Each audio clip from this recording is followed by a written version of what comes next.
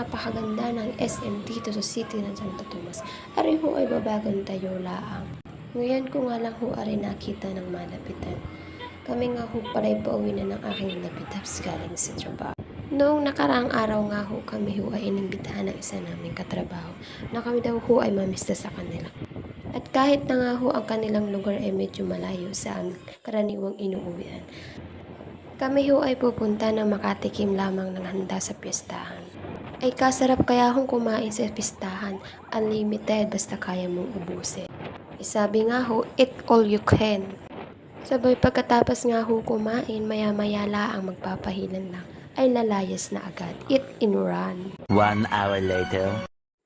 Pagkatapos nga ho ng mahaba-habang biyahe, ari nga ho kami nakarating na sa aming pamilistahan. Lalakad na ho kami papasok sa kanila. At talaga hong kami ho'y kinaon pa sa labas. Gawa nang ho baka ho kami ay maligaw pa. Di ho na first time ho namin ditong pumunta. Dahil nga ho mahaba-haba ang aming biniyahe, kami ho ay nagutom na. Kami nga ho ang naunang dumating sa kanilang bahay. Gawa ho nang kami ay may service naman ho na motor. Dito nga ho sa daan nakakita ako ng dragon fruit. Sabi ko nga ho baka makain kahit isa.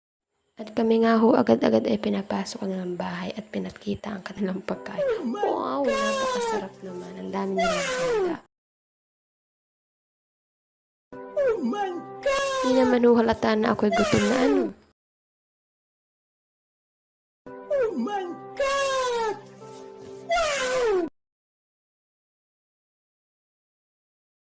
Oh my God! Wow! Oh my God! Wow! Aray nga ho, maya-maya nga laang ho ay dumating ang aming ibang mga kasamahan. Aray na ho sila.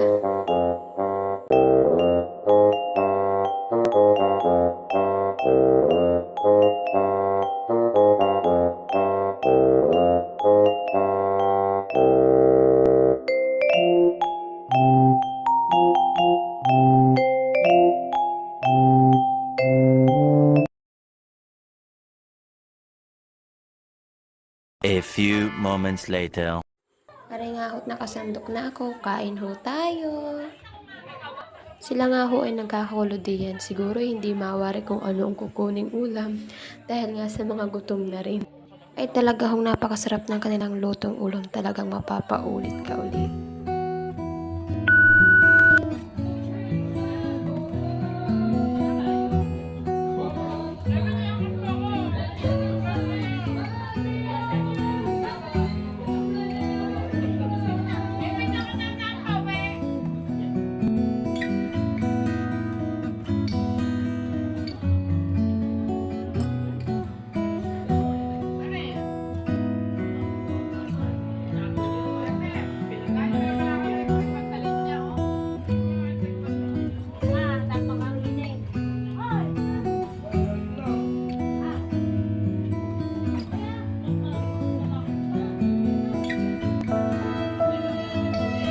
A few moments later.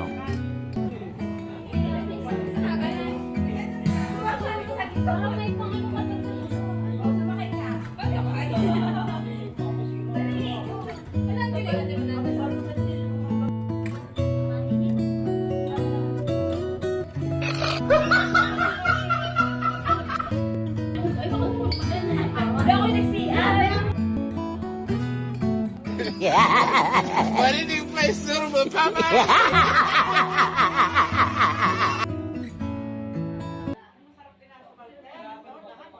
Thank you for watching!